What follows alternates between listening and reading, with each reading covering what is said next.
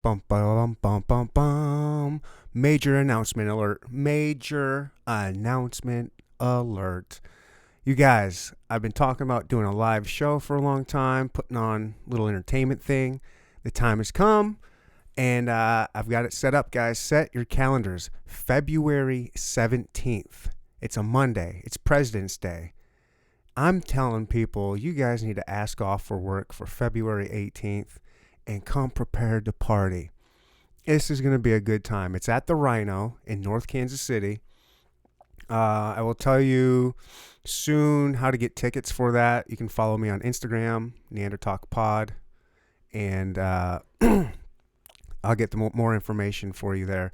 Basically, though, I've got Aaron Scarborough, Brandon Patrick, two hilarious comedians that have both been on the podcast.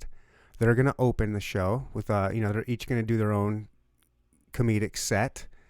Then I'm going to have a podcast set up, like a table set up, and doing a live podcast on stage with Sean Edwards. He is the movie critic for Fox 4. And then I've got Mokes. You know who that is. Who's that? Who's Mokes? Who does that again?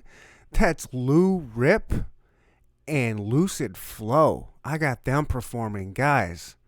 Guys, does it get any better than that? Does it get any better than that to have awesome music after the podcast? Oh, wait, I got another guest. Who is it? Chevin. Oh, my gosh. The music lineup alone is worth just coming to this thing. Come prepared to drink, have a good time. This is going to be something you guys are going to want to be a part of, I think. I know. What am I saying? I think. I know. It's going to be a good time. I can't wait. February 17th, guys, at the Rhino, North Kansas City. So to the episode here, episode 84, we got Teresa, friend of the podcast. She's back. We talked last time forever over wine or something about her social media influencer and that she was part of a viral campaign with McDonald's with all-you-can-eat fries. Well, a lot's happened since then.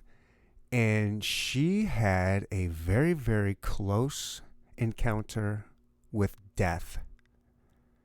And we get into that.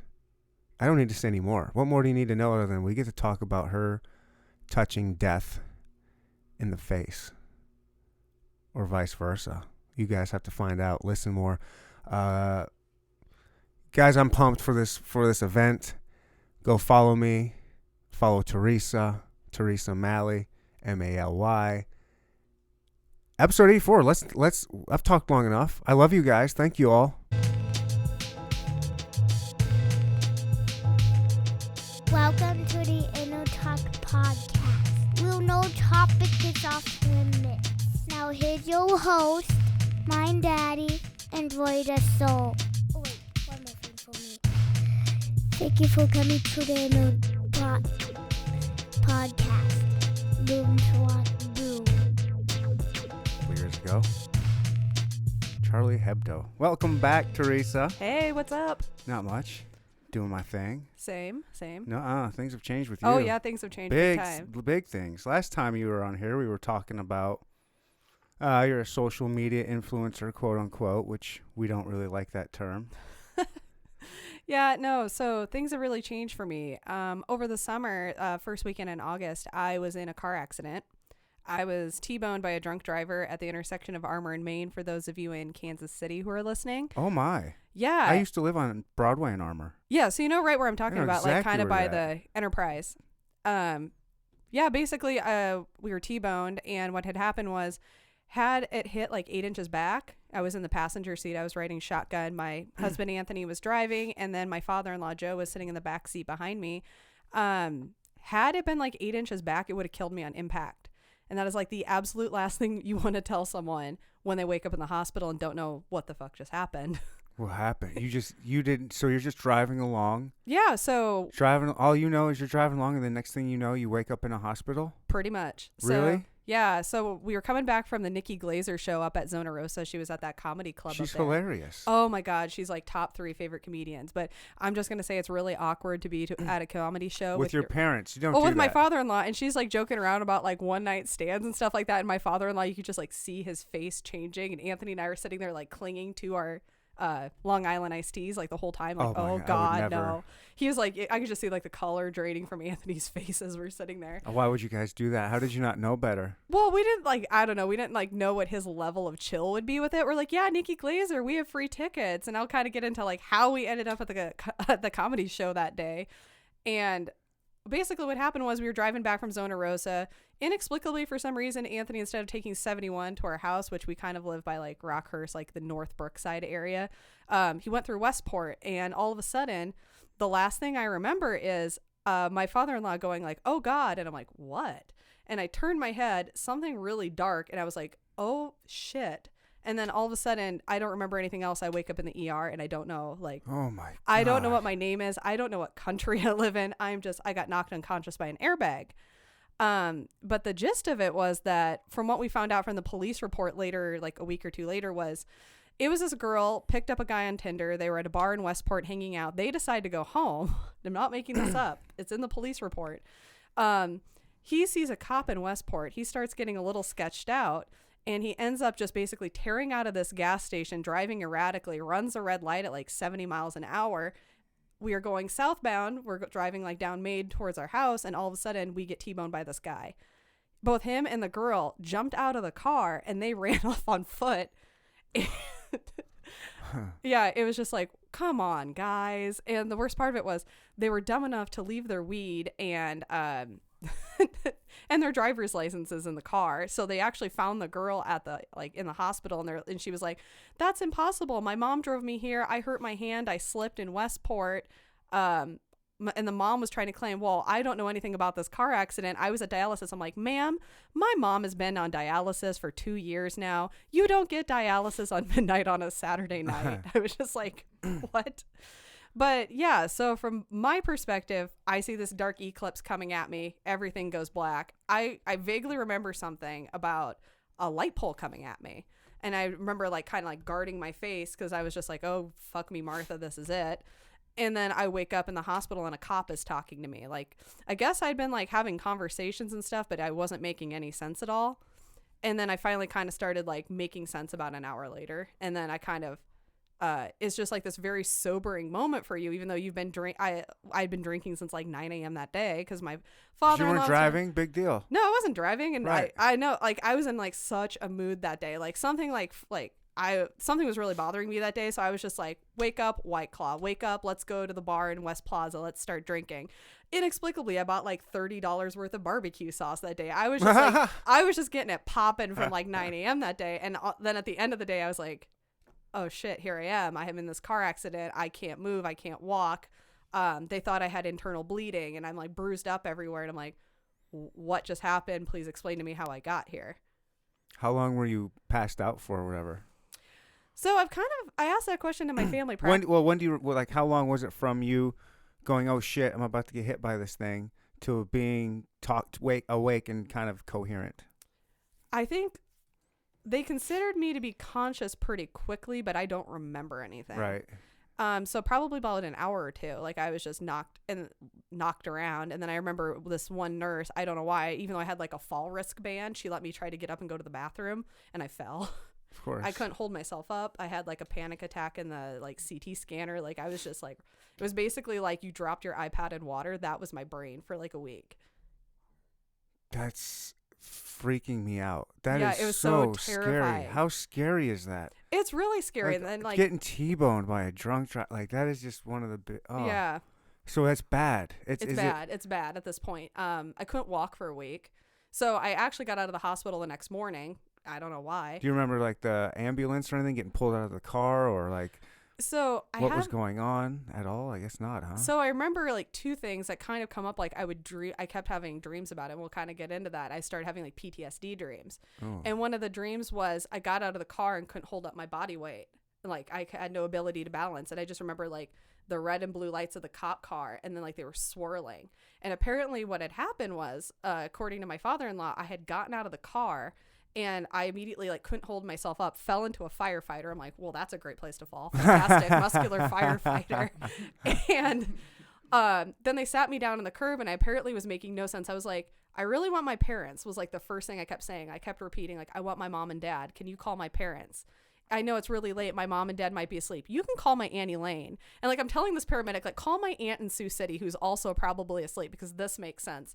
And I apparently just kept saying, I want my mom and dad. Can you call them? Call my Annie Lane. Like, just really random shit over and over. And then like being like, where's Anthony? Why am I not home? Where are my cats? I started asking like really bizarre questions while I was waiting for the ambulance. And like, originally they were going to take me by ambulance. And then they're basically like, get this bitch in a car. Like, for lack of a better term, they put me in there. And then I remember something else about, I kind of came to, and I look up, and there's like this blonde paramedic above me, and they're like hooking me, like I think they were putting like an IV in me or something. Mm-hmm. And then I kind of went back out for a bit. Like I would randomly dream about this. Oh my gosh, that is so freaking scary. Yeah.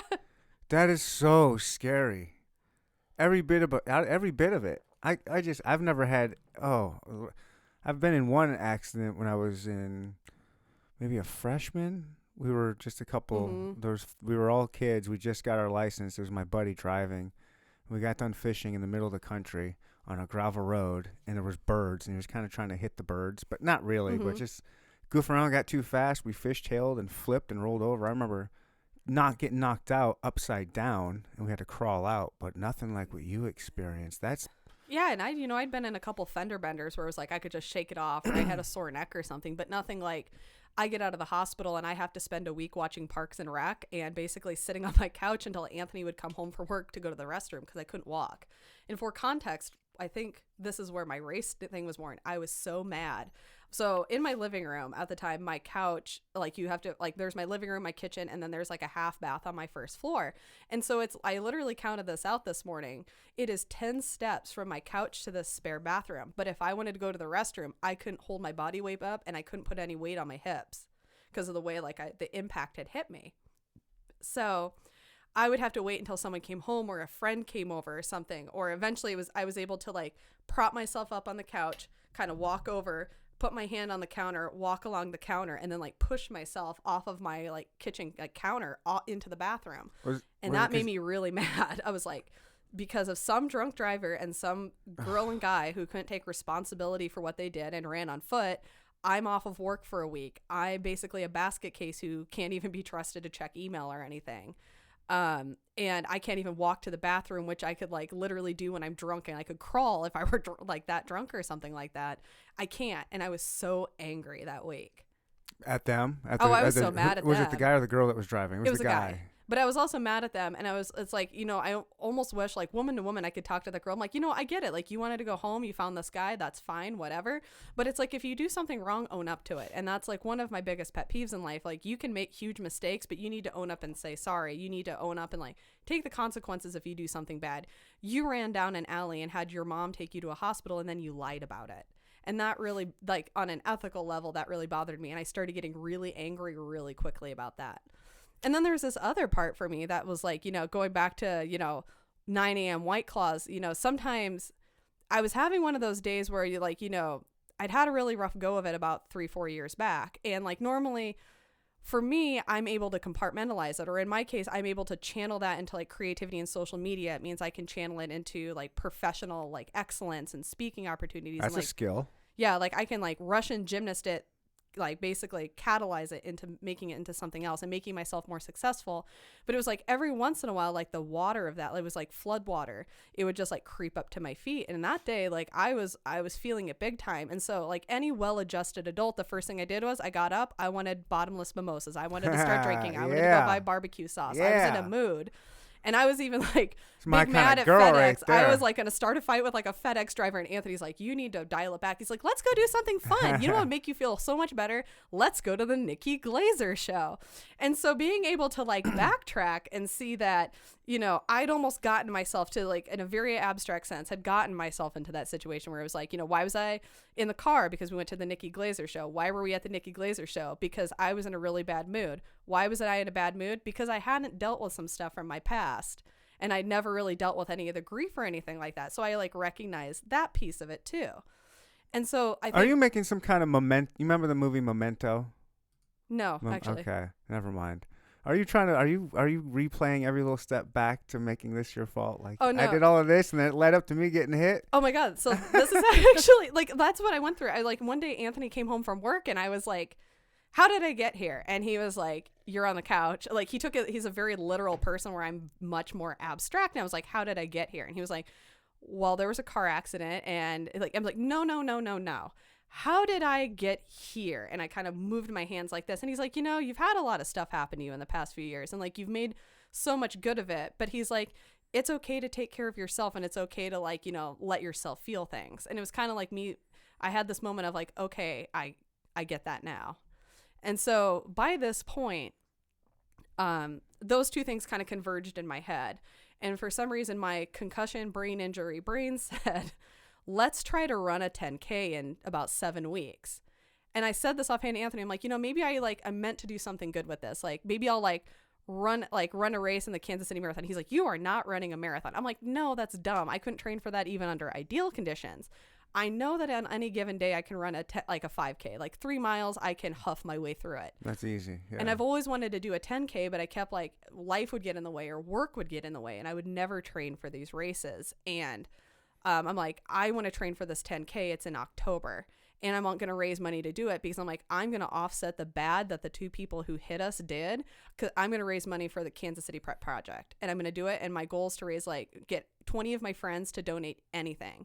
Knowing that a lot of my friends, maybe they have good jobs, but they maybe have a lot of debt or they don't have a ton of money because they have kids. I'm like, even $5. I want to get 20 of my friends to buy into this with me and donate money to this cause for Kansas City Pet Project. And I'm going to start running.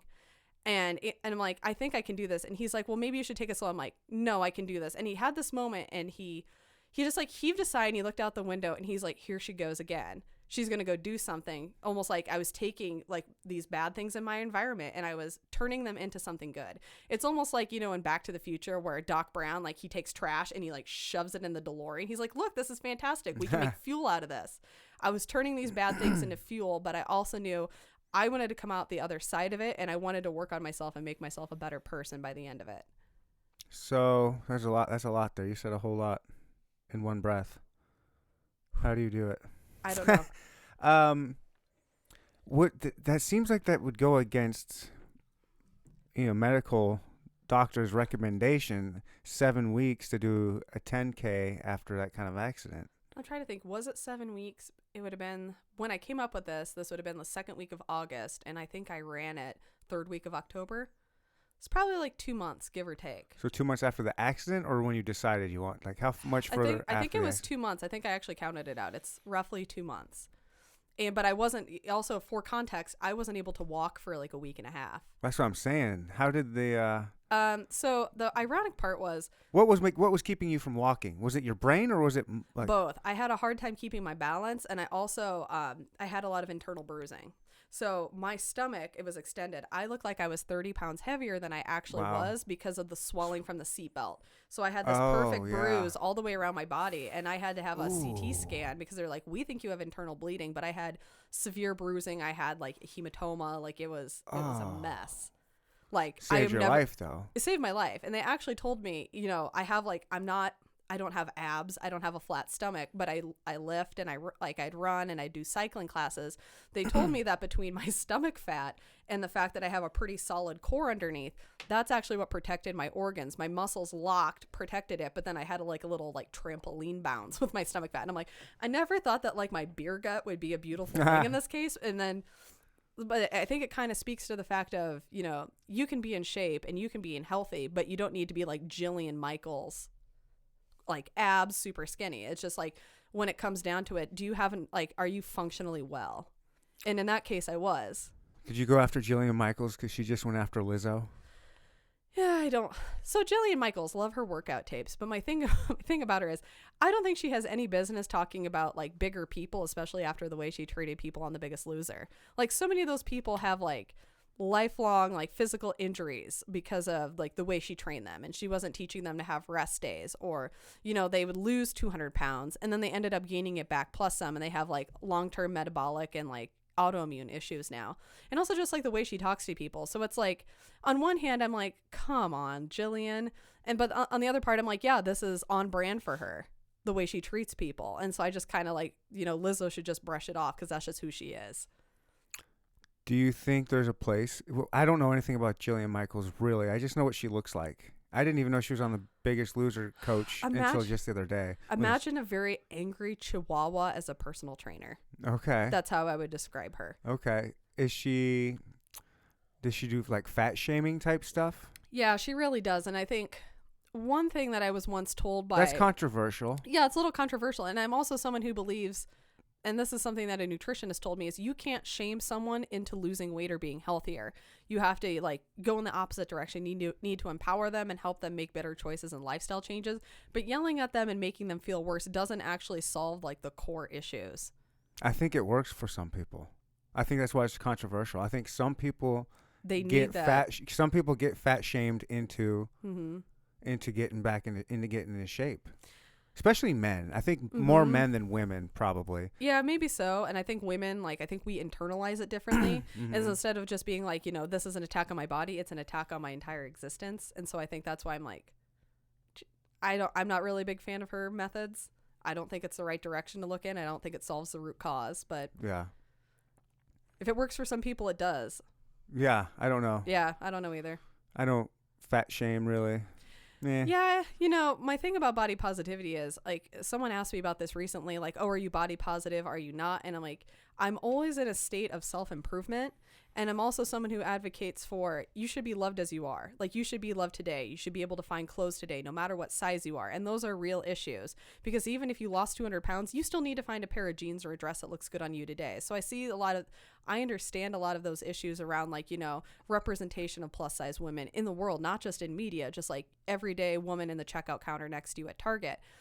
But I'm also a really big believer, one, in self-improvement, and two, if you can exercise and eat healthy, let your body land where it lands. Some people are meant to be bigger. Some people are meant to be smaller. But if you can make those gains for your heart, or you can make those gains for your health, go ahead and do it regardless of whether or not you lose weight or if you're ever like a size 6 or something. Yeah, I don't know. It's a touchy subject, right? It really is. Yeah.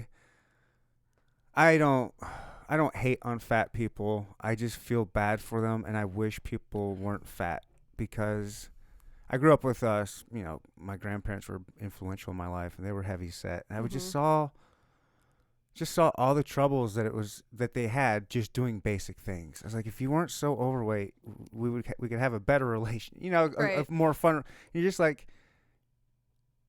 a better relationship as far as we can do more things. And I just see how much pain and how hard it is to live when you're older and you're fat. It's a rough life. It's rough. And I know, definitely. And I kind of mentioned this earlier before we were recording. My mom is actually having heart bypass surgery tomorrow, and she's had a stroke, and she's on dialysis. And a lot of that comes from like type 2 diabetes and genetics. And I think it was just kind of like a quadruple whammy for my mom.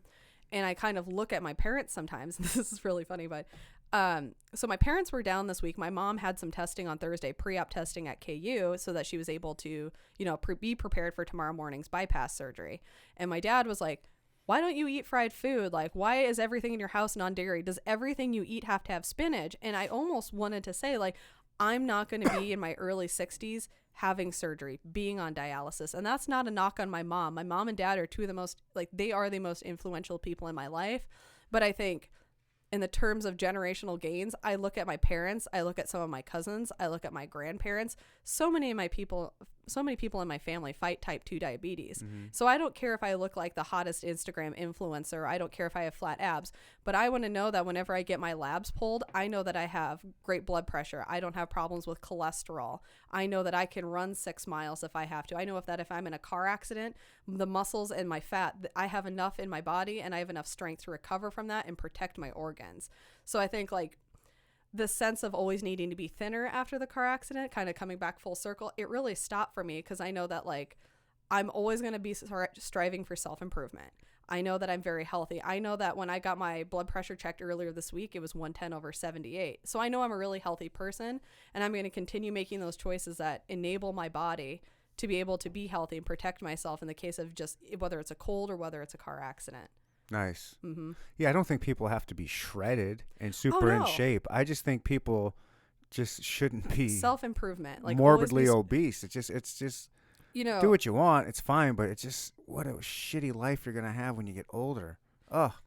yeah, I think about Mindy Kaling. Like one time she posted an Instagram photo of herself, and like if you've seen Mindy Kaling, like she's not thin, she's not overweight, she just kind of is what she is. And she was talking about like, Thick. hey, yeah, thick, THICC. But she was talking about like I ran my fastest mile ever, and something there in the Instagram caption it said, I don't care if I ever get thinner. I don't care if I lose weight, but I care that I am consistently making gains. Like I ran a mile 10 seconds faster than I did a year ago. Sweet. Or I ran faster. And I like that idea of constantly trying to be healthier, making good choices, and always trying to make incremental gains over time. Heck yeah. Yeah. So I think that's where, I think maybe that was the mindset I've always You always been been like that? You've always just wanted to improve yourself? Or when did it start? Like, was there...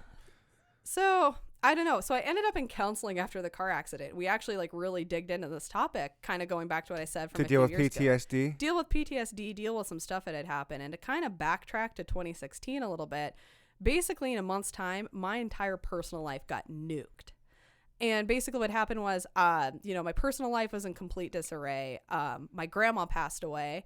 And during the middle of this, I decided it'd be a brilliant idea to go work at a startup in St. Joe. This little agency didn't have benefits. McDonald's. I started working on that. And that went viral 2 weeks after I started. Eat fries. That's right. Ironic. It was like, so this last week of March 2016 looked like, on Monday, I had a phone interview in my car in a parking lot in Atchison for this job at this agency. Tuesday, my mom calls me. I'm driving to work in Atchison, and she's like, hey, you got to go up to Sioux City. You got to go say goodbye to your grandma. And then Thursday, I had my in-person interview for that job. Friday, Good Friday, my grandma passed away.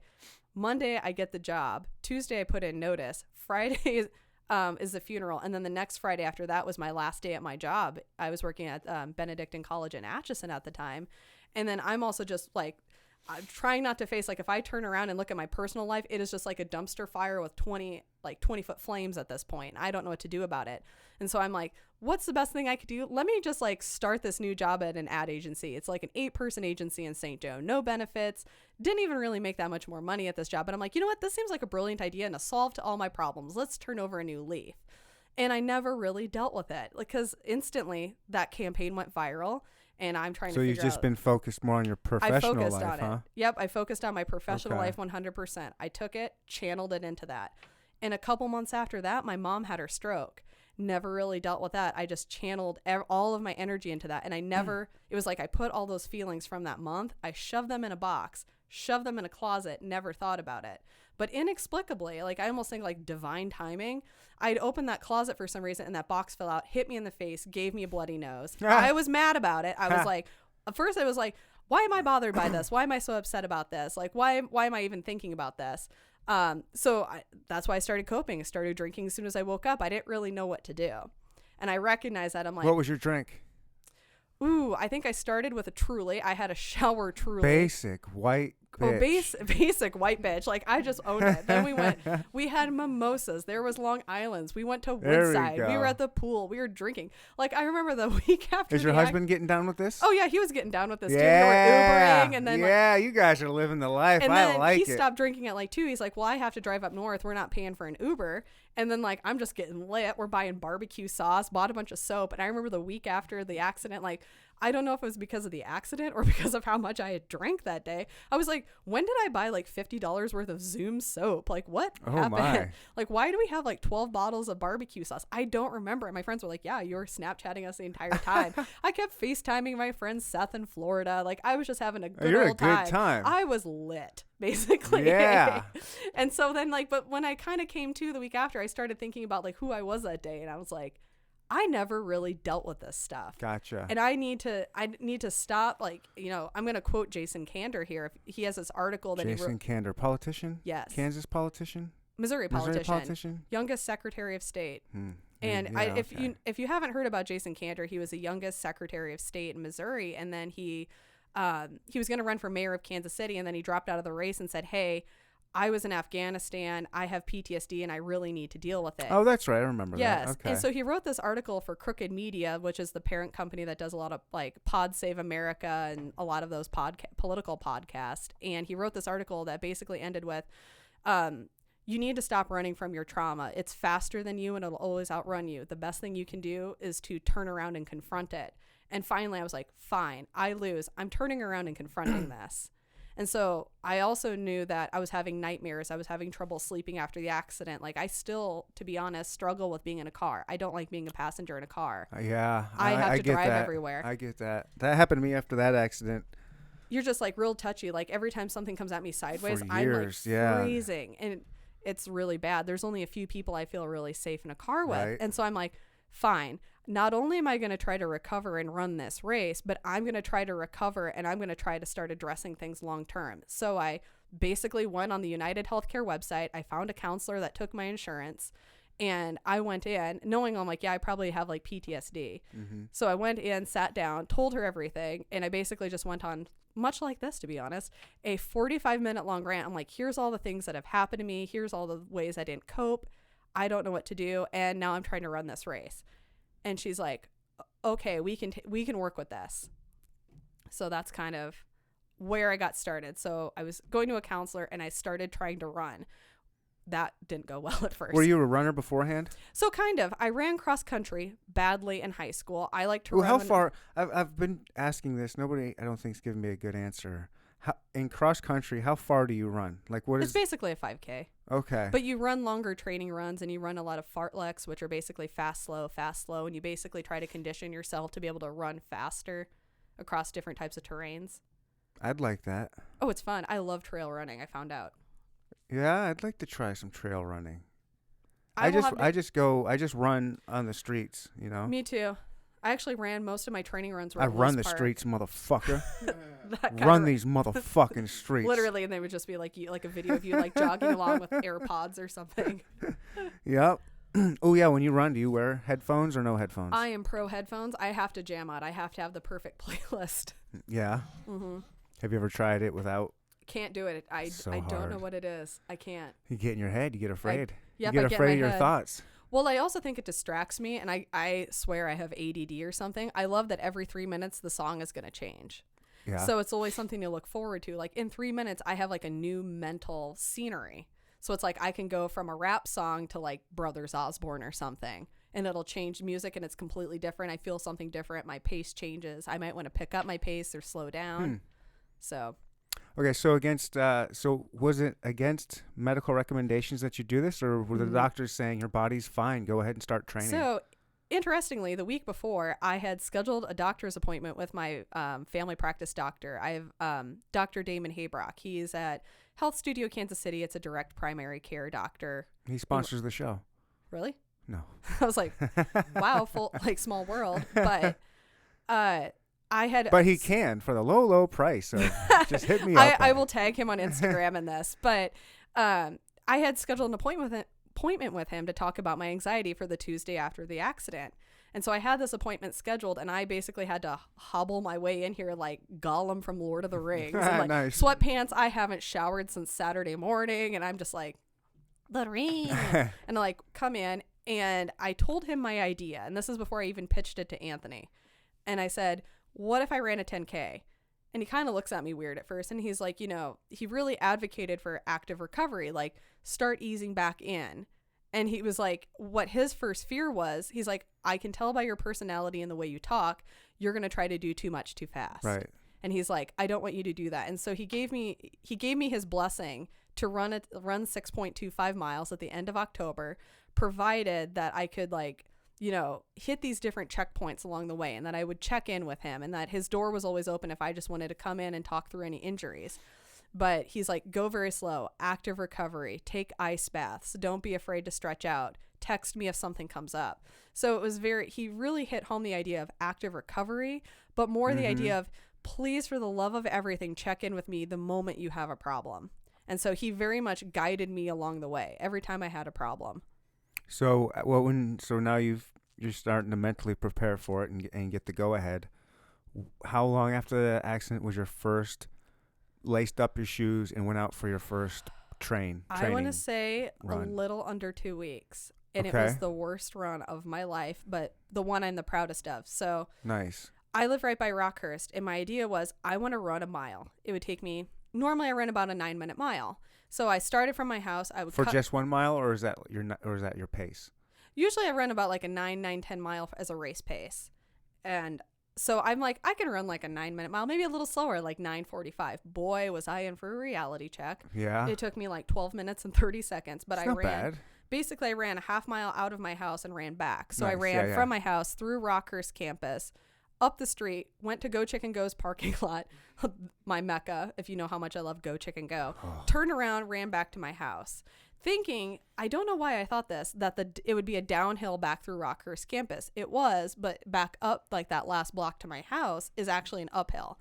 So I run the half mile. I'm like, I actually don't feel too bad. My hip was kind of bothering me. I could feel my core engaging. That hurt pretty bad. And I turn around and I come back and I start getting up that hill. And it's like, for context, it's the middle of August. It's 100 degrees. I am sweating buckets. Gross. It was gross. It was the most miserable run. I got home, got to my front yard, threw up in my front yard. Yeah. And my nice. my new neighbor pulls in, and I barely talked to her. And now she and I are friends, but I just like profusely throw up in my yard. Anthony comes home. He's like, "You look like a cat hairballing." And I'm like, "Help me. You need to call Dr. Damon." He's like, "No, you just need a glass of water." And so Right. he basically helps me back into the house. And I don't tell anybody at this point that I'm running. My parents didn't know. My Perfect. coworker and my boss, whom I'm actually close to, There's no don't need to know tell anybody. because they would tell me I'm crazy. So the next day, I'm thinking it. oh yeah. So a couple days later, it basically felt like I did 2 CrossFit sections back to back at this point. At this point, I try to run a mile again and I fail also because it's After how hotter. long? 2 days. Okay. Couldn't do it. So then I do it. And so basically every night after work or every other night, depending on how I was feeling, I would run from my house to Go Chicken Go and back. And then eventually I wanted to try to run too. So I'd run to Go Chicken Go back to my house, and then I would do a south loop back towards like 60th and Paseo, and then kick back because that's another half mile. It took me until probably right around Labor Day to be able to hit 2 miles, and it felt like I had just ran a marathon. It was miserable. Partially because of the temperature. I'm not I like hot weather. I'm from Iowa. Basically, our main exports are corn, soybeans, and humidity.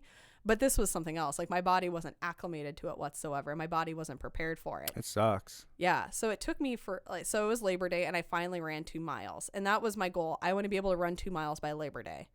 And I could.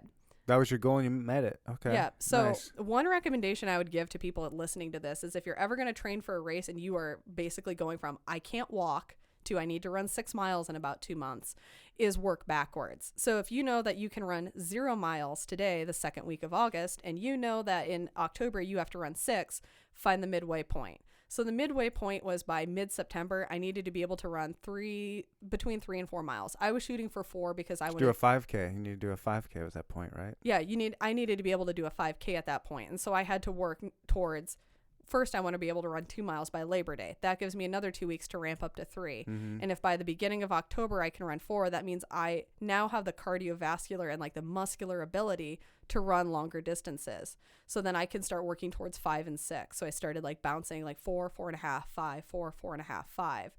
My other piece of advice would be schedule your runs. I literally put them in my work Outlook calendar, like today is 2 miles, today is 2.2 miles.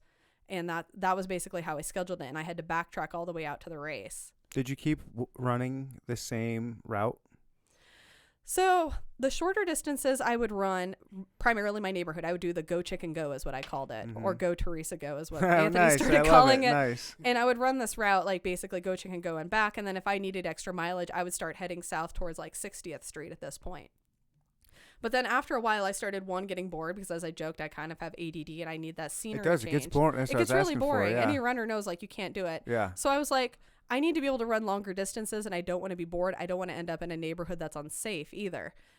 So I was like, what if I went and ran at Loose Park, which is basically a giant 1.4 mile loop if you run the outside of it. The benefit of Loose Park is it's basically like a giant kidney bean.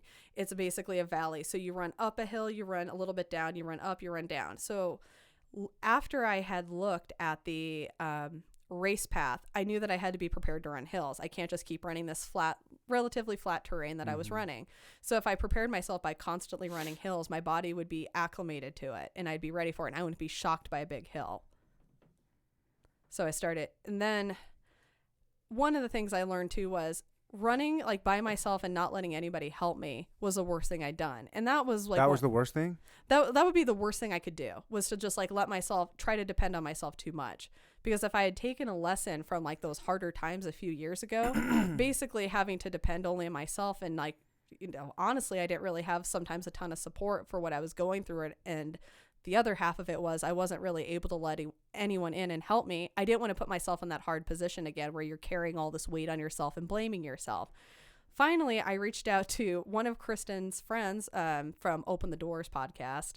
And I know she's in a lot of running clubs. Her name is Lauren. And I really only knew her from Twitter and the social media club of Kansas City. And I said, hey, I'm trying to run the 10K of the Kansas City Marathon. I want to start doing some group runs. And so I did not like the idea of this. I'm someone who I don't want people to see me running a really slow pace mile. And I don't want people to see me like failing at this. But I was like, I have to let someone help me and I have to get out of this rut. So I started doing Tuesday night runs from Crossroads Hotel. It's like a 4-mile loop, and it's like a group of local runners who are affiliated with Run 816.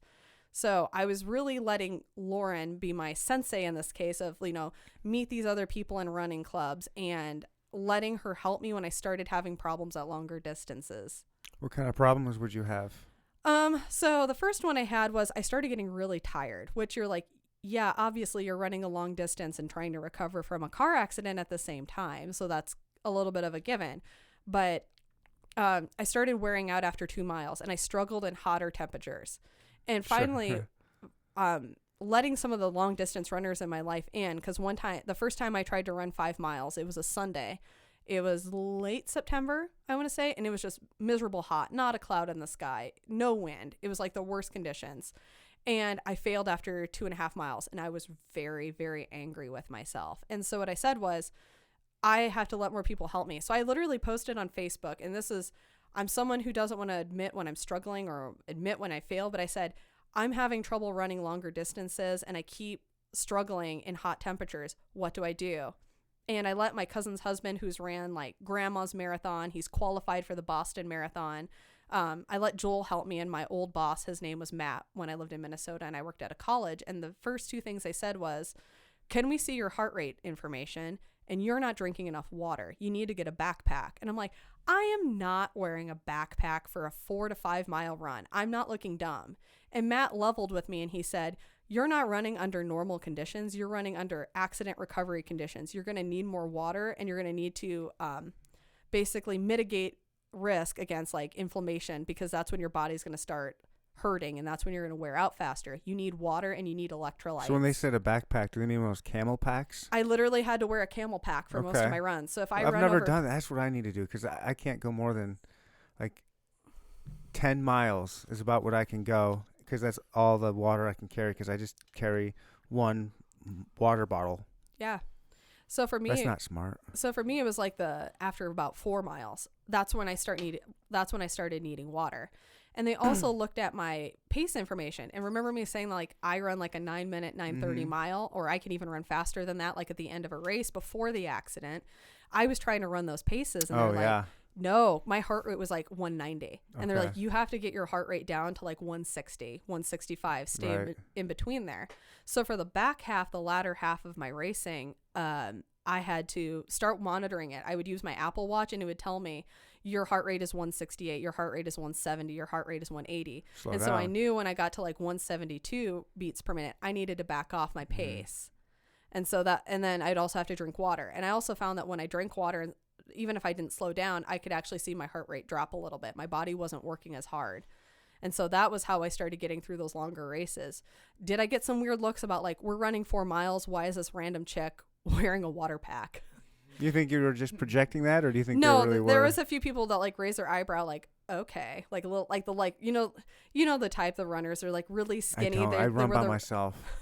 The really skinny ones, they wear very short shorts. They always have a headband like they're in the Call on Me music video. And they're just like, oh, you with your 11-minute mile pace and your water pack. And I'm like, yeah, I do wear a water pack, and yeah, I do run really slow now. Is that in the running group? You'll kind of get some of that? Yeah, but my Okay. recommendation, if you're intimidated by running groups, and I had a few people reach out to me and say, I don't know how you join these running groups. I'm so afraid of it.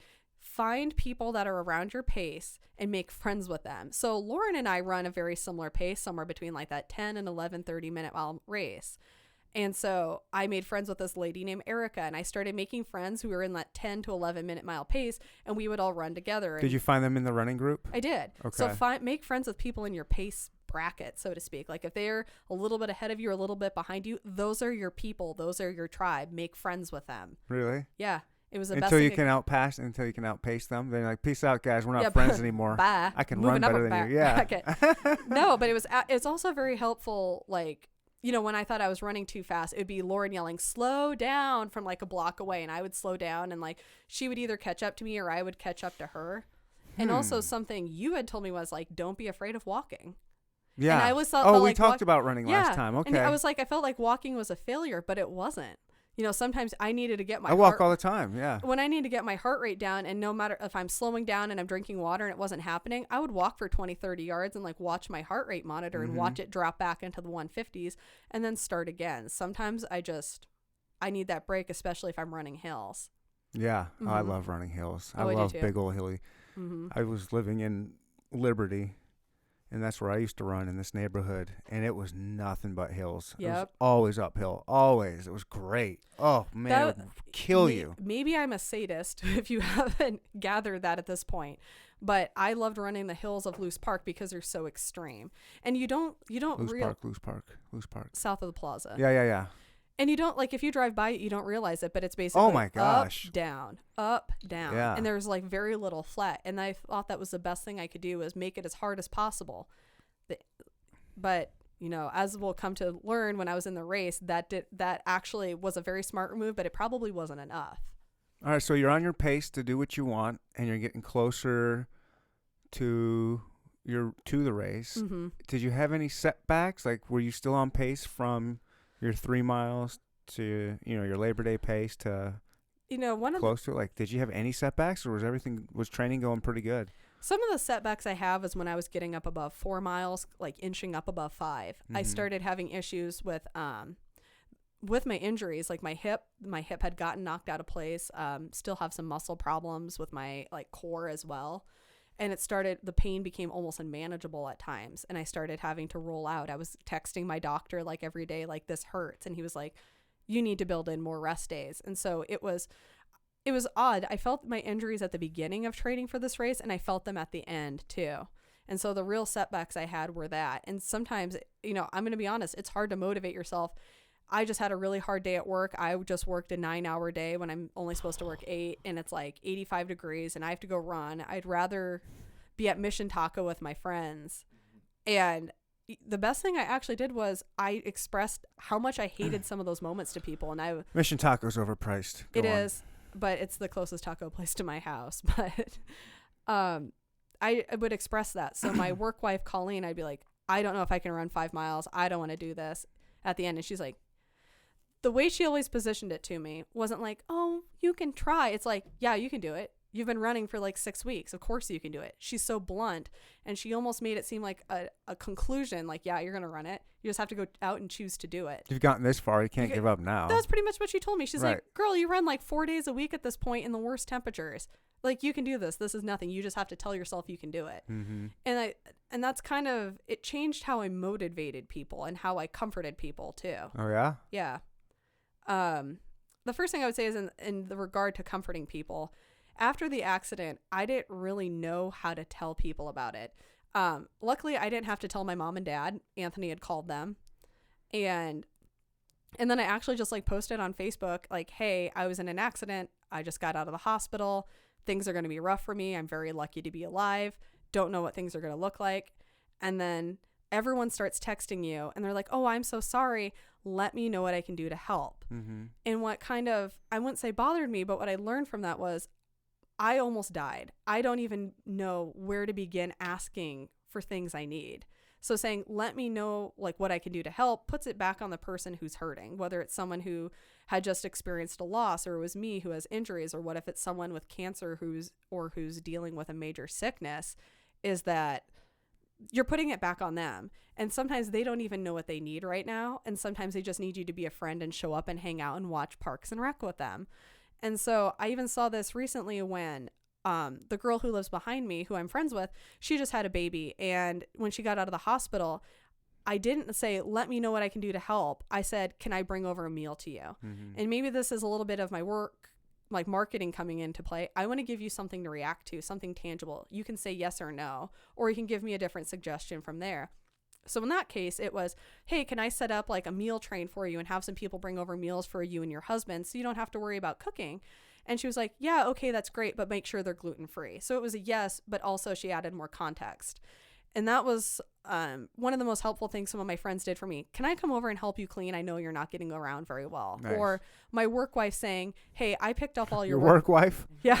Yep. So my best friend at work, we call each other our work wives. We're basically, right. Even my boss is like, you two are like the Bobbsey twins half the time. Nice. And she would be like, hey, I picked up your reporting for you, or I picked up this project. And my boss and my other two coworkers in Chicago, they really split my work across them. And they basically said, here, do you need help with this? And they didn't really bother me. Actually, I tried to go back to work too early. And this is when I think I really realized I had a brain injury. I had the same conversation with my work wife 3 times in an hour. And she's like, you need to log off. My boss would not let me come back to work. She's like, as your supervisor, I am not letting you come back to work at this point. She would call me every night to check in, but she's like, no, you can't come back to work. Colleen says you're basically a space cadet, basically. Nice. And it was, oh my gosh, I was like an alien for 2 weeks. That's hilarious. Yeah. All right, so when you were getting your little setback, are you taking any supplements while you're training? Any protein drinks or creatine? I don't know if women take creatine, but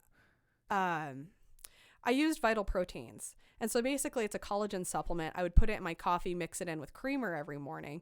And basically what collagen does is not just helps my hair grow out, which was originally why I was using it. I'm trying to grow out a chin length bob, but it was also helping my muscles and joints repair faster. And that's what collagen does. Basically it helps any connective tissue, including your hair, which I don't think is a connective tissue, but it helps it repair quicker and grow out longer. So it was helping my body repair faster.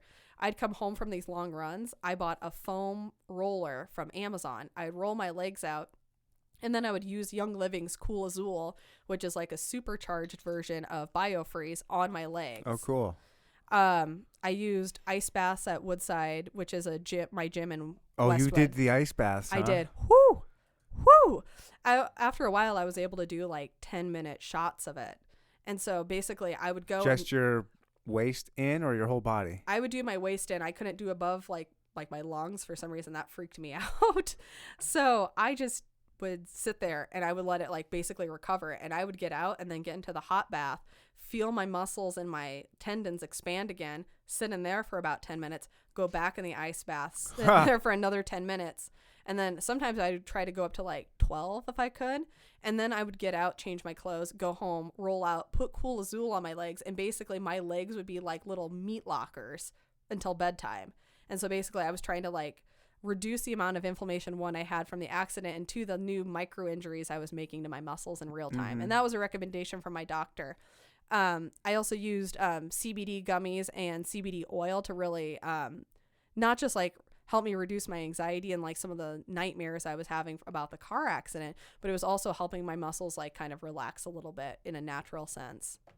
Wow, that's really cool. Like you didn't just say I'm going to train and just run, but you also did all the extra stuff when you're not running to train.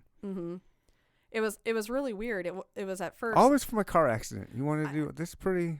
Yeah. I mean, you definitely took some positive out of it. Did they caught the people?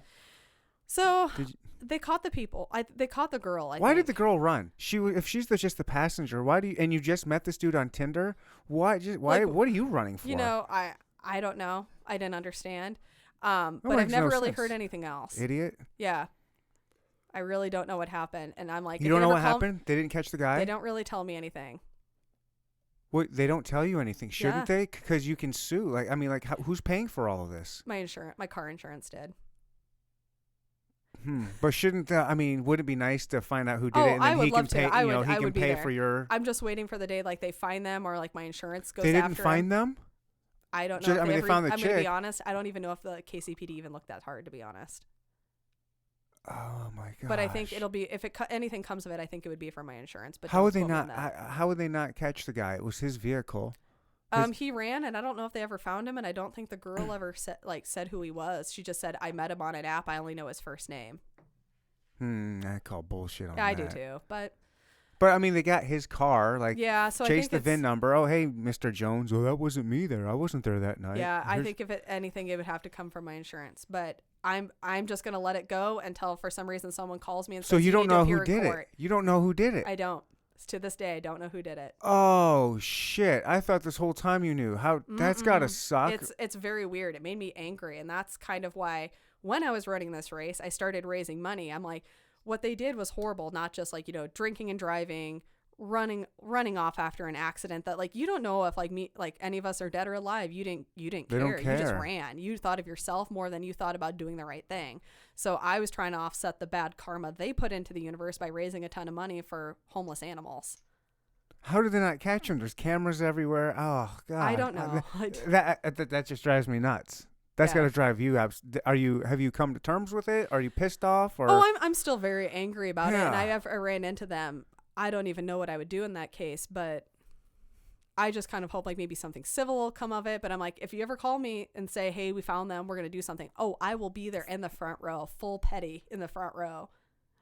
Oh my gosh, that sucks. Yeah, it's very hard to come to terms with that, to be honest. And I think the best thing I could have done is kind of that mindset I always have, which sometimes is healthy, sometimes isn't, is that I'm going to try to make something good out of it. So in this Right. case, I'm like, I'm going to raise a bunch of money for animals. And unfortunately, Anthony told me it was insanely petty because I know the girl's name actually from the police records to donate it in her name. Oh, nice. I really wanted to. He's like, no, just do it in your own name. You get to claim the good. She doesn't. I don't know. I kind of. I'm petty. I am like Petty Crocker at heart. I like it. I like that's. I would have gone with it. Yeah. I would have supported that decision. But no, I actually raised a little bit shy of $250 for people, and I didn't even really care about the dollar amount. I cared about how many people that really wanted to buy into my mission to offset what these two people had done, and also just raise money for a great nonprofit here in Kansas City at the same time. Mm-hmm.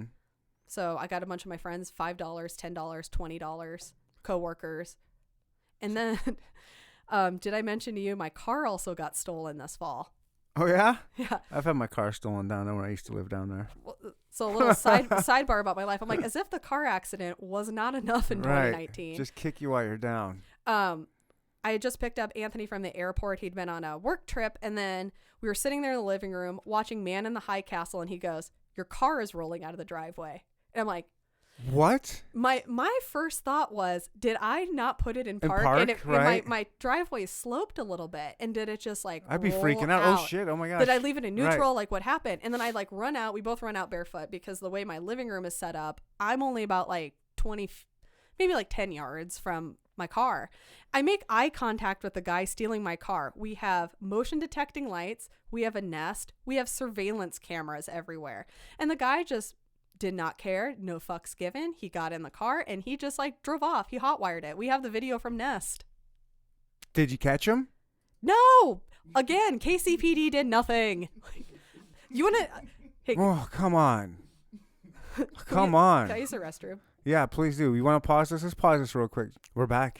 Hey. Everybody, sorry about that, but sometimes Nature calls. nature calls. And it's Yes. usually me that interrupts a podcast to go potty, so No. I'm glad it was you. Glad it was you. I'll take it. So we were left off about your car was rolling, and you ran out in your bare feet to go see what was going on, and this dude looked at you. The Nest cam got on him, and I said, "Hey, did the cops catch this guy?" No. No. A detective called me and they're like, "Would you like to prosecute if we find him?" I'm like, "Yeah, obviously." Of course. And I will be in the front row when you do. Boom. And With that drunk driver. so Maybe it was about the same guy. be real ironic if it was. That guy stole. That was a stolen vehicle that hit you from the guy that stole your vehicle. Yeah, actually they suspected at first it was stolen, the car that hit me. But I never heard anything else. Insurance won't tell me anything. Cops don't say anything, so whatever.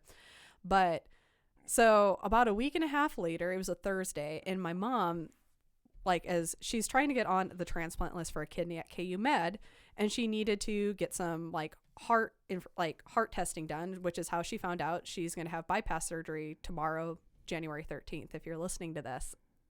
And what happened was I was sitting in KU Med, and I get a notification on my Nextdoor app. And I had posted my car, and it was a very memorable car. It is a yellow Prius C. It looks like a rubber duck. It is, everyone was commenting on Twitter, that is the ugliest car ever. And I'm like, well, it doesn't stop it from getting stolen, which is what I was hoping, but apparently not. I'm pretty sure it's behind this old abandoned meth house. I'm staying with my aunt right now, and I don't want to get in trouble. I don't want to be a snitch, but I can tell you where your car is. And this guy tells me, and who was the guy? Was it some? It was just some I'm random just saying, was dude. it some random dude reached out? Random dude on LinkedIn saw the post, and I'm like, oh, cool. He's like, yeah, I'm pretty sure I see your car. Nice. I'm staying with someone. Yeah. And so I'm sitting at KU Med, and I send a screenshot to Anthony, and I say, hey, can you go look for this car? And so on his lunch break, he drives to this part of town. He's like, no white dude in a new SUV should be in this neighborhood right now. I am scared for my life.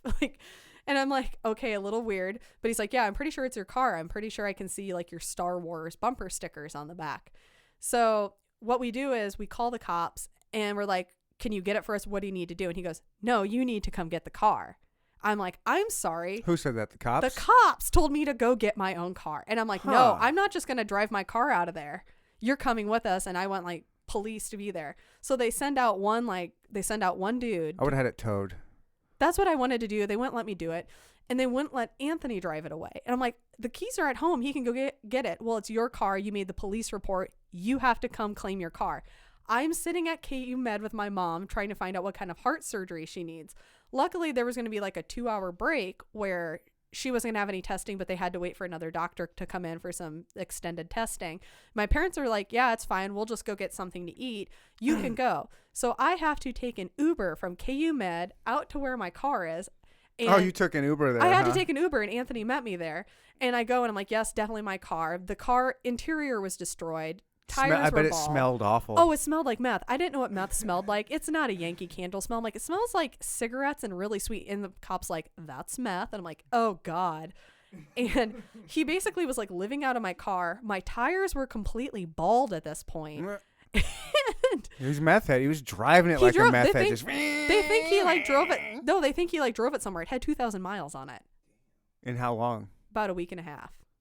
Yeah. So basically, drug run. I don't know. I'm not asking questions. There was a lot of miles on it.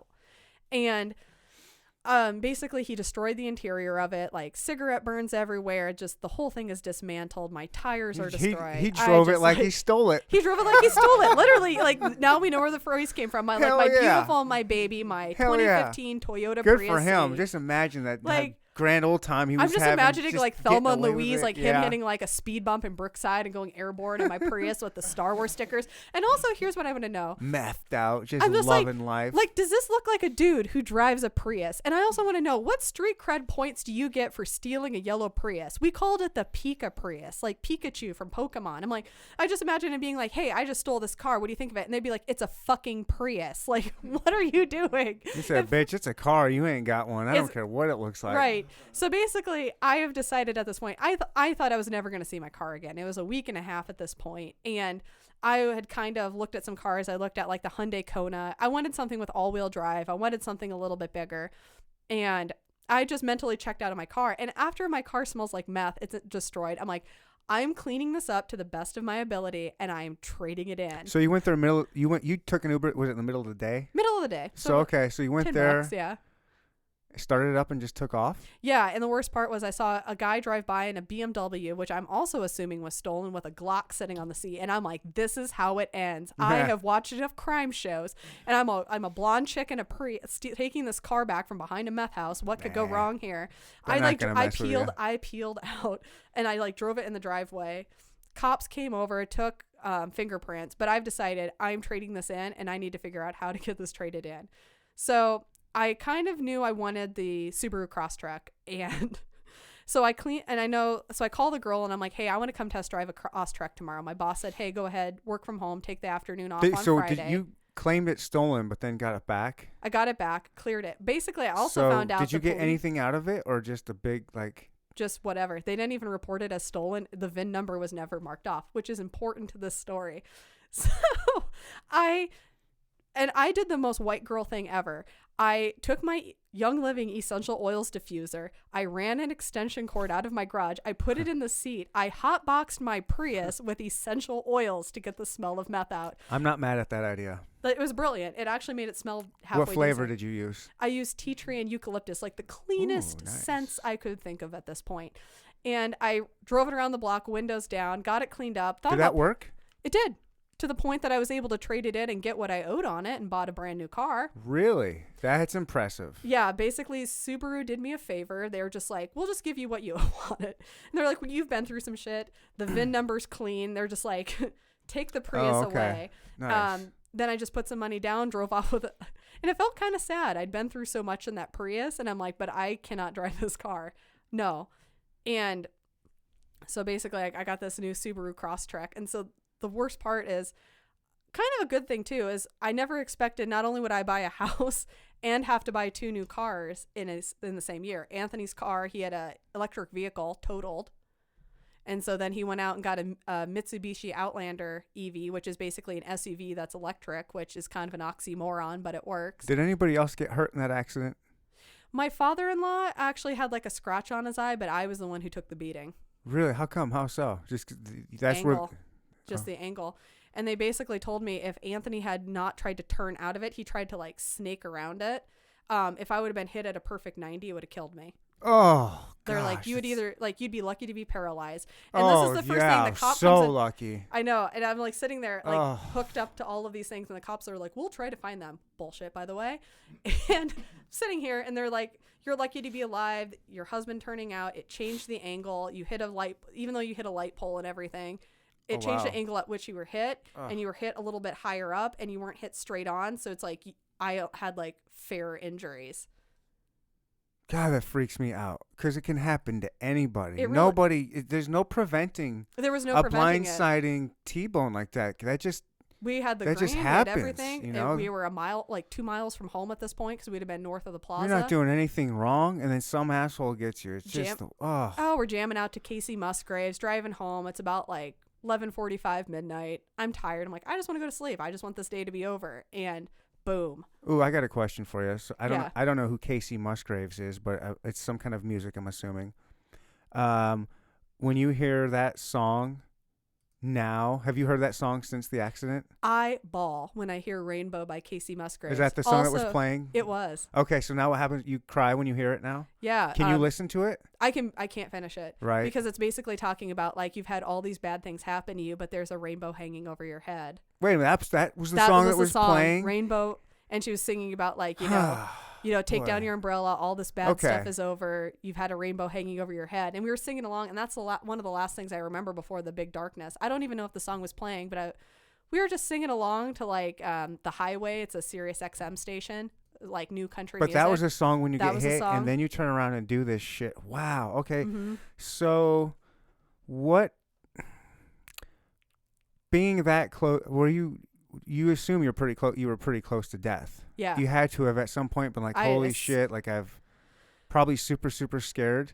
So I didn't have enough time to be scared, and I'm kind of getting choked up talking about this. Was I saw something dark coming at me. My last thought, and I told Anthony, had I died, I wish it would be on my gravestone, was fuck me, Martha, this is it. I remember that. I remember seeing something dark. I remember a flash about a light pole. And people ask me, did you like see a white light? Did you see like dead family members? And I said, no. I'm not asking any of that shit. Oh no. The only thing I remember was almost like an AI simulation. I remember like there was a snap. It was like a 2-second memory because I still dream about it sometimes. Whenever my dad would come home from work when I was growing up, he drove a red 1992 Dodge Dakota, and he would pull up, he'd come home from the plant, he'd have his duffel bag, my dog, Pongo, she was a rat terrier, she would run out, my dad, and I would run outside with my dog, and I'd go greet my dad every night when he came home from work, especially in the summer when I'd be home from school, and let's say he got off at 4. And it was this memory of it was really bright, like real bright white light. And I remember like walking towards my dad's truck and he was getting out and my dog. And it was like all I remember, then snap, then black. That's kind of cool. It was kind of cool. It wasn't like a memory of anything, but it was like, I mean, kind of, but it wasn't like a specific memory. Like, I remember this happening. That's when a I was feeling. A kid. It's more it of was a feeling. And it was like a very bright white light. It was like summertime. It was very bright. Like I could barely see. And I remember like in this like snap, the dog was like running around my feet. I saw my dad's truck and I heard him go, "Oh, hey." And he's got this like real big voice, like Larry the Cable Guy, but even more energetic. And I just remember like hearing my dad and being like, "Oh, Dad's home from work," and then nothing.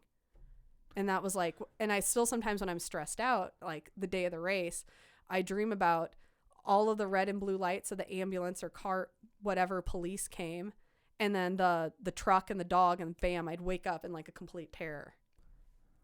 What has this kind of done to your like outside of so you kind of distracted yourself and made yourself do something positive with the run, but have you thought about like, I don't know, afterlife type stuff? Does something like this like make you think about that? It in really any kind does. And like, you know, and make you believe something or not something, or what does it, like, I don't know. You know, I was raised Christian, and I had like a point in my life where I was closer to probably atheist or agnostic. Mm-hmm. You know, I'm someone like, I need to see tangible evidence of something. Mm-hmm. And then I actually became Catholic after I just had like this moment. My friend Duke had cancer, and it came on. It was like a cancer that only affected like older men. It was like a rare type of kidney cancer. And I remember it was Palm Sunday, and I kind of was like, I just need to go somewhere and sit. And like me going back to my childhood, being raised Presbyterian, I was like, I'm just going to go to a Catholic church, and it happened to be Palm Sunday. And so I actually converted to Catholicism when I was like preparing to marry Anthony. And then ironically, after I'd been confirmed in the church, I went to work for a Catholic college. And so like, that's a big part of my life. But even, you know, in the past few years, like I've kind of questioned things. Not like questioning like faith per se, but it's like, what do I believe about it and what do I believe to be true? Like I've been to Reiki masters, and I've like done like yoga with crystals. I've been to mass. I've talked to priests. I've meditated. I've like really tried to expand my knowledge. And I think since then, I think it's almost been like, I almost wonder if there had to be some kind of intervention, because it was inches that saved my life, and like a minor like 2-degree angle is the reason why I'm alive. And I'm like, how many things had to convalesce that day, and how many things had to convalesce in that moment for me to stay alive?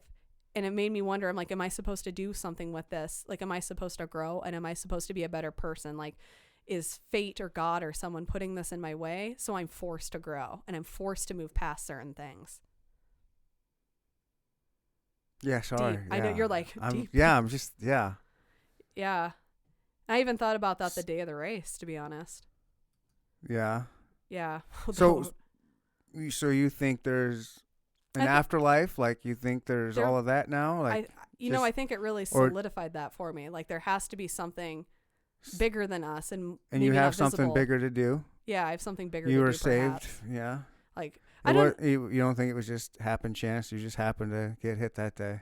Just that, shit happens. Like that I mean, day particularly, sheer numbers of how many times you drive, how often you drive, how many people are driving, how often drunk drivers are driving, and how often they hit. And how did I end up on that road? And like, why did Waze take us that way? I even remember we were crossing the Buck O'Neill Bridge, and I'm like, why aren't we on 29 and 71? Because we live like off of Troost and Rock Hill Road. I'm like, why are we on this road? He was like, I don't know. Waze told me to go this way today. Maybe there's an accident. Like, how did I end up driving through Midtown instead of like taking 71? How did I end up north that night? And like, how did I end up getting hit so perfectly that like, if I were going to be in a car accident, it was the best case scenario? How did that end up happening? Just, yeah. It was just like too many things, like too by many design, minor points, huh? like butterfly effect. Like, it was almost like by design, like a weird sim, like surrounding your sim with stoves, but not actually killing it. So you think this was a grand design to make your life better? I think it was forced to maybe not make my life better, but to force me to grow. I think force me to be a better person or to examine myself. You know, we were kind of joking like offline. After the accident, I realized how many things I cared about that I probably shouldn't, like blogger things, influencers, like who's posting what I thought about like certain parts of my career or whatever. And I realized when I have to pare it back to I'm alive and I need to figure out how to get to the bathroom that's 10 feet away, you start really realigning your priorities. So like the first thing I wanted to do is like, I want to be able to go upstairs because I love my house, or I want to be able to go back to work because I believe in what I'm doing, or like I just want to go back and be around my coworkers and boss. And like it was like the way I had to scale it down, like I need to take care of myself, I need to take care of my family and people in my inner circle. I want to go back to work and like continue doing bigger things and better things. And it was like I started extending out, and it was almost like I had to reorganize my priorities at that point. And I even see a change in the way I influence or post on Instagram. I see that it's different now. Like I don't want to tell you what I'm doing, but I want to give you something that's actionable and something that will actually mean something to you in the long term. Like, for example, I posted the other day, I hate goat cheese, but I don't tolerate cow dairy very well. Let me tell you how I got myself to like cow dairy. You put either soy sauce or coconut aminos in it. It kills that pungent taste. And I want to give you something that you can either use in your kitchen or use in the gym, or use if for some reason you get a wild hair and decide to run a race that you're not prepared for in the slightest. So you're still blogging? Yeah, I'm still blogging, but I think in 2020 my content is going to change. I think I took a break from it for a few months because I'm like, I gotta take care of myself, and I gotta focus on getting through all of this. Mm-hmm. And now I can focus on going back to blogging and changing my content and building business. So what are your goals? Like, so you ran, well, let's finish your race. So you got the race, you raised money, and you finished it, right? No, I wish it was that easy. Really? So what happened actually was the day of the race, 90 degrees all the way through training, but for some reason the week of the race it dropped to like 30 degrees and it was a downpour the day of the race. Oddly, one of the other smart things I'd done was if I had to run a race, if I had to training run that day, I ran it rain, sleet, shine. I ran in the rain, in the dark on a Friday night at Loose Park. Things I learned: baseball caps are helpful more than any other kind of hat because it basically serves as a little porch for your face. Mm-hmm. You don't want to overdress. Actually, I wore it the day of the race. It was 30 degrees. I would have thought 2 months before that, I would want to wear a jacket. I wore a long sleeve tech shirt I got on Amazon for $13, Lululemon running leggings, and a Sasquatch hat. Nice. Yeah, it was this hat I had gotten in the Ozarks. It has Sasquatch and it says, I believe. Because I just wanted to make it weird. I love it. And I was like, I don't know if it's actually going to rain. And something told me as I was walking out of my house, Anthony was going to drop me off, and I was getting ready to get in his car, and I was walking out, and I'm like, I'm going to grab my Squatch hat. And I put it on. Best thing I had done because it was a downpour the entire race. It was so cold. Sucks. I had to stand under the awning of Blue Cross Blue Shield and stretch because it was raining so hard that I just like, I wanted to stand in the shield. You didn't think about, fuck this, I'm going to wait for the next race, or just do it. It was like, I'd come this far. Can I tough it out for the next hour? But that's a whole nother game. It was a whole nother game. It changes the game entirely. That's a whole nother sport. Yep. And what I told myself was I had ran a couple times at Loose Park in the rain, in the dark. I'm like, you've done this before, and you need a hat, you need a long sleeve shirt, and you also know you need some kind of rag to wipe your face off because your face is going to get wet no matter what. Mm-hmm. And that drove me crazy. So under Blue Cross Blue Shield, I do my pre-race tradition. I always wear the same earrings. It's like a weird thing. I have this tiny plastic pig from a farm supply. I had that in my backpack. It's my lucky pig. It's don't superstitious, are you? I'm actually very superstitious. Because you're Catholic. Yeah. I was wearing like a Catholic cross, a necklace my parents had given me that said believe. Like, you wouldn't know this, but I'm very like regimented. I had my Brooks running shoes, Lululemon leggings, Amazon Oh basics boy, kits. You're one of those. That's like, definitely like Catholicism built into you. Oh yeah, it's like baked into me. Like, I have to do these specific things so I feel comfortable. I got my Sasquatch hat. And I remember I went and got in line. I knew I ran about an 11-minute mile, got with my people, and it was raining. And I'm just like, you've got to be kidding me. That sucks. Like it was like God playing a very practical joke on me at this point. Like, I'm going to make this the worst possible conditions to run in. It is dark. It is 6:45 in the morning on a Saturday. It is raining. The rain is going sideways. Oh. Yeah. And I got in line and I just stuck my hands in my pockets and I'm like, let's do it. I'm here. And so I took off running down Grand. You got to get comfortable with being uncomfortable. You do. And like, that shit. I don't care. Even if it's just a 10K. It's a psychological thing. Like, I'm a mailman and I would have issues with that. I hated every minute of that race. I'm going to be honest with you. Everyone's like, was this great triumphant moment? I'm like, I hated every second of it. Okay. You hated I guarantee you did. It sucked the whole time. And I also, but when you were done, how good did it feel to be done? I started crying. I'm like, I did it. Oh my God, I did it. Like, I didn't believe I could do it. I was coming down the hill back towards Union Station. I burst out crying at the finish line. But that 6 miles was something else. I felt like I was a hobbit in Lord of the Rings. So you take off down Grand, you run all the way down into like the garment district down by, for some reason, this is my point of reference. You run past the Sprint Center, the FedEx, the UPS office. You turn, you kick around, you go out towards 18th and Vine. And so I'm running down this road. I'm listening to the Hamilton soundtrack, and I'm thinking, I hate everything. I run into Anthony, and he goes, how's it going? I'm like, I hate all of this, is what I yelled back at him, actually. And in another weird chance of faith was I was really nervous about the race coming into the week of it. But the ironic part was everything went to hell in a handbasket at work, and I was helping like my boss work through it, and I was working through these projects, and I met this guy named Brock, who also works at my company. And one day we were sitting in a meeting that week, and he was wearing a New York Marathon shirt. So I asked him, are you running Kansas City? Turns out he does. Turns out he runs about the same pace as me, a little faster. So I'm running through 18th and Vine, and I'm like, I can't do this. I'm alone. Like the negative self-talk started coming in around mile 4 because it started downpouring again, and it was slick, and my feet kept sliding out. And wet feet. Who wants to run with wet feet? I couldn't deal. And all of a sudden I look and I see that New York Marathon sweatshirt. And I'm like, it's Brock. It's that project manager from work. Nice. So I run up to him and I hit him in the shoulder. And so there's photos of us running through 18th and Vine together.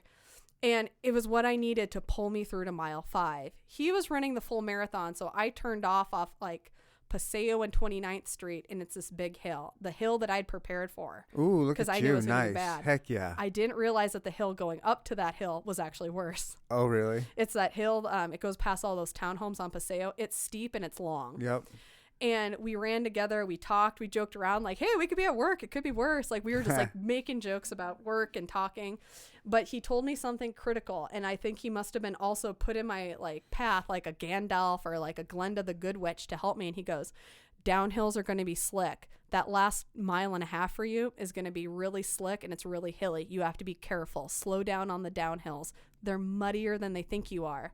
And so I was getting ready to turn off on 29th Street to kick back towards the finish line. He was going to keep running, and he grabs my hand, and he takes one AirPod out. I could hear it. He was listening to Madonna. He goes, run, bitch, run. And he like, grabs my hand, and away he goes, like my fabulous project manager, fairy godmother. And he starts running towards Waldo, and I turn off, and I just like crank up the M&M at this point. Lose yourself, because I'm basic, and I'm like, I'm just going to turn it up. Mom's spaghetti. Let's do this. And I didn't realize, and I ran up this hill that I'd been preparing for, that first hill once you turn west off of the Paseo, and I'm thinking, that hill behind me was actually worse. And maybe that's a metaphor. Like all the hills I'd come to before that were actually worse than the hill I'd been mentally preparing for. But he probably saved me from an injury. I go up that first hill, go down, everything's fine. Go up an even bigger hill and go down that hill. Everyone starts wiping out at the bottom because they didn't slow down, because they didn't train in wet terrain. I'd slid out a few times in my training runs in the rain that I knew it. I didn't realize that how many points of that were going to be muddy from like, water just running along the streets.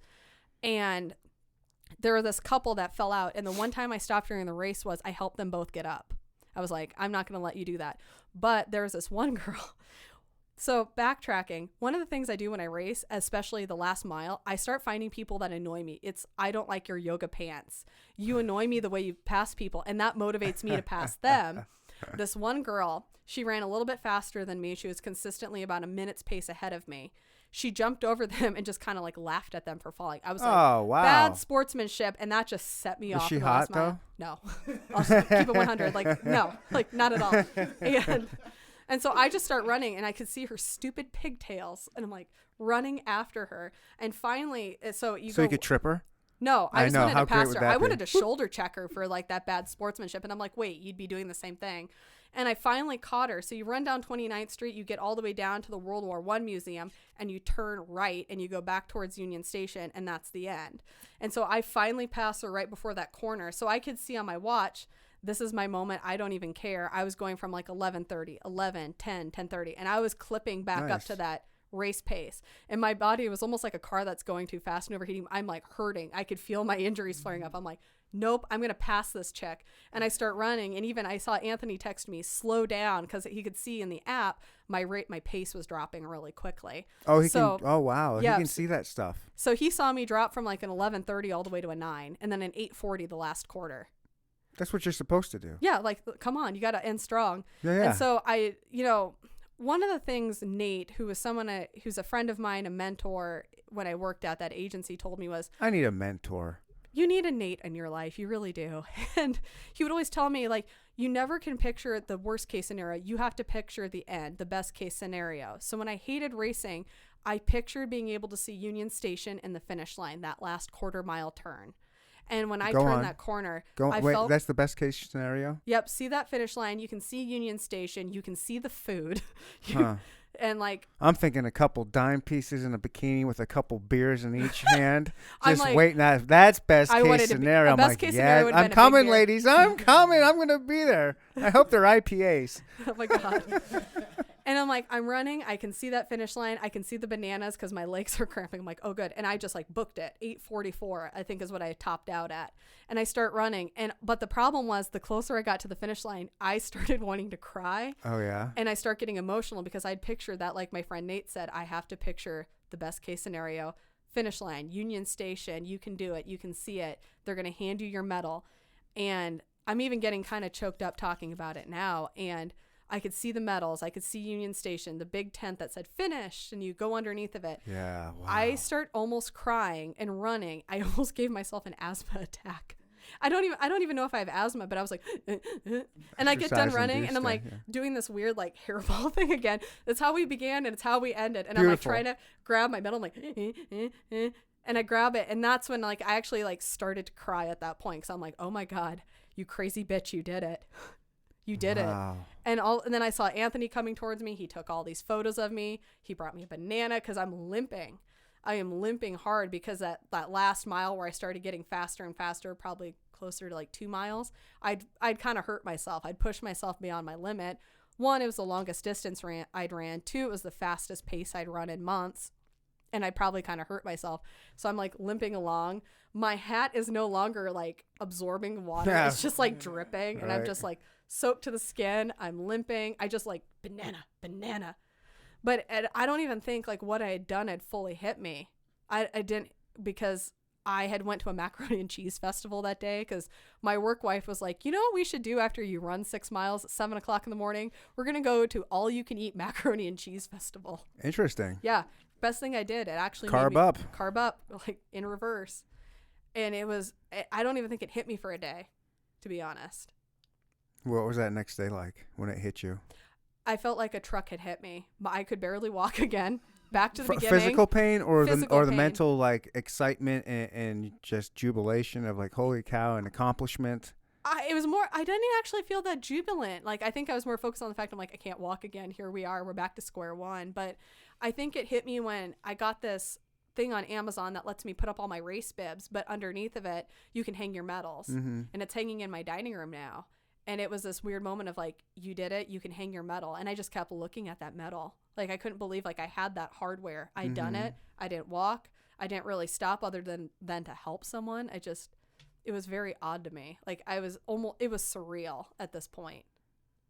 Wow. Then my car got stolen like 3 weeks later. So that was cool. So when you got done and accepted it and like, hey, I did this. This is amazing. Mm-hmm. Were you like, all right, what's my next thing? Do you have another thing that you're motivated to do, or are you just going to work on yourself now and just live life? Like, is there like another challenge you have? I think I'm cautious about challenges now because I see not the damage I'd done to myself, but like I didn't really let myself heal. Like I was always just like looking for the next challenge, trying not to think about how I felt, achieve, and it makes you kind of feel hollow. So I'm like more conscious about doing things that are more fulfilling to me and creating content that's actually actionable and more fulfilling for other people at this point. Mm-hmm. Really focusing on like what people get out of this. I think one of my goals for the spring is I want to get back involved with some of those running groups. I'm not someone who likes running in winter. I'm too accident prone for it. I don't know. If a half marathon will be in my horizon, I think 10K, like 10K is a good. 10K, it's good, and Yeah. I will never fully recover from it. Like I have some like damage to my hip done.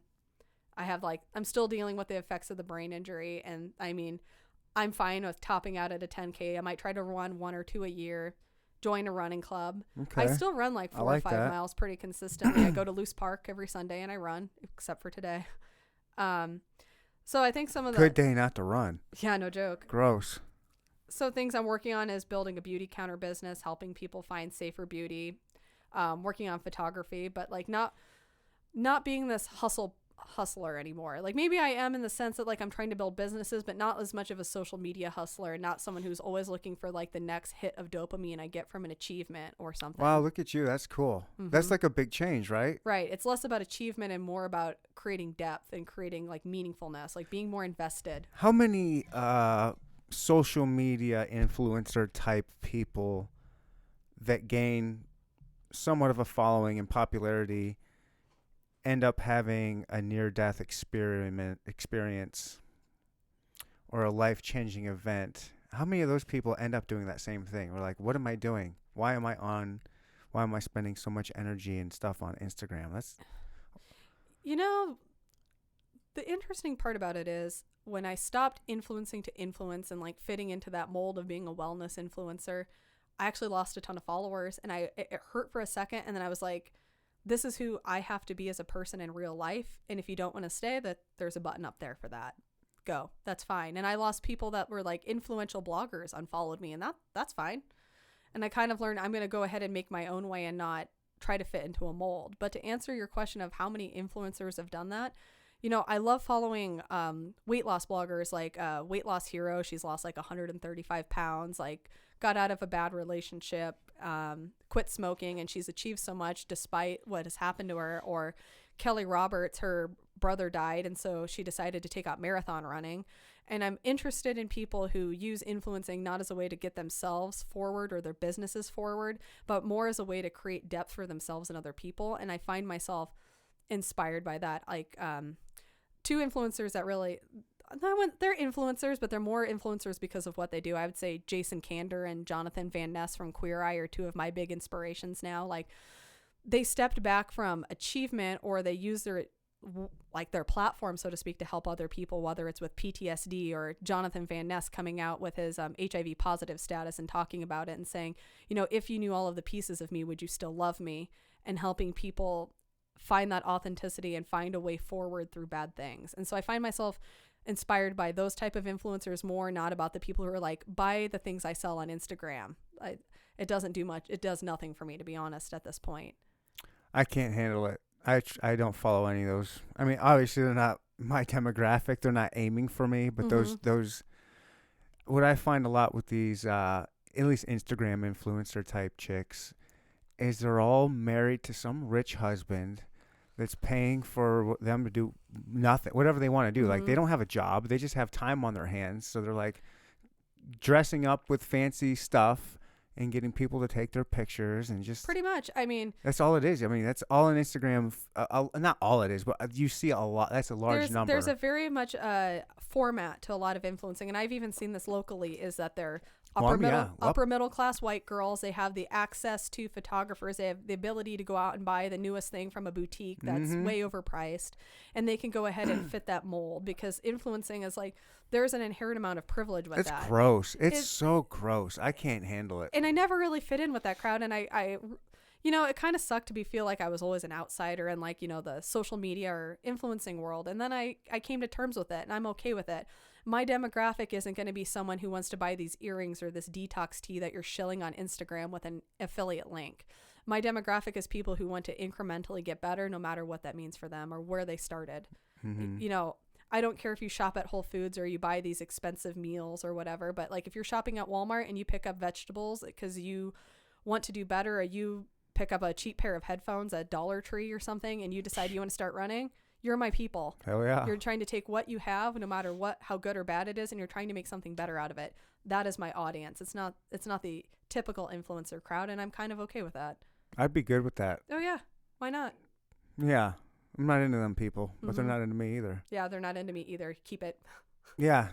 Yeah, we play a different, we play by different rules over here. Mhm. So I don't give a fuck rules. Yep. We're not playing any kind of fucking standard that they have set. Click my like to know it link like that. Ugh. Now keep it. No, Yeah. not my thing. However, I would like more followers. Yes. So Neanderthal Pod on Instagram. Follow me. Hey, I'm at Teresa Maly on Instagram and Twitter. I'm eponymous. If you want to follow me and follow my cats and my cheap meal hacks, go ahead. Yeah.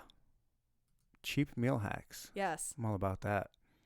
So what's your future? Just more blogging in 2020? You're gonna start taking that over and kind of be more of a positive spin, kind of Yeah, how more to of a empower positive yourself and Like be. how to empower yourself, how to use the tools you have available to you, whether Okay. it's a cheap pair of headphones, whatever, what you've got, make something good out of it. That's crazy. You don't meet a lot of people that are always trying to improve themselves, Well- and even ones that end up in like life-altering situations or wake-up calls. You don't always necessarily see them make a big change. So it's inspiring to see this. Well, thank you. It's cool. Yeah, thanks for having me on the pod today. Hell yeah. We'll do it again. I like having you on. Yeah, for sure. Yeah, I'm sure we could keep going. Mhm. I mean, once you get started, you just keep going. Yeah, I've been. Even I my got mom- 12 words in this whole podcast. It's a Teresa Maly show. I've actually thought about having my own podcast. Yeah? Yeah, You'd be good at it. You'd be good at it for sure. yeah. Do it by yourself or have guests or what's your I would idea? have guests. My idea for a pod is like highlighting people who aren't like traditional social media influencers like you or small business owners or Mhm. the people who would typically be on a podcast, but they've achieved something or they've created something and like talking through that. Yeah, well, you got some competition. You're looking at them. It's about what I do. I just You talk. could be my first guest if I ever start I would. a pod. I would trust me. I would love it. I think you should do it. Cool, thanks. If you got the time for it, you could easily come up with something like that. Mm-hmm. I would love to help you if you need help, have questions, Cool. whatever. I might have to hit you up on that. Please do. You wouldn't be the first person I've helped out with that. I love doing it. I'm passionate about helping local podcasts and getting people started. Yep. In fact, I have someone that was just on the podcast recently. She's gonna start one. I'm helping her start hers soon, and I actually mentioned you to her to have as a guest. Awesome. Well, thank you for that. Yeah, I'll have to hit you up if I want to get that started. It's something I've got like marinating in the back of my mind. I just need to like decide I want to pull the trigger on it. Man, this is cool. I can't Mhm. believe how just it's nice. It's inspiring to meet people like you. Like now I'm ready. I haven't gone to the gym yet this year. I've I been took all of once- December once. off. I was going every day for months, and then my busy season at work came, and so I was like, all right, I'm just gonna take December off because my body can't handle it, and then I'll get back to it in January, and it's January 12th today, and I haven't gone yet this year, so I'm going today, getting back into the swing of things. Yep, same. I was really busy through December with work. I was traveling for a wedding, Christmas. But you're inspiring me for it. Thanks. Well, no, I actually have only worked out once this year. I've had pneumonia for 2 weeks. Oh my, This is like the first day I feel like normal. good. Yeah. I'm glad you came here. I'm glad Well, we got you thanks. on here with your normal self.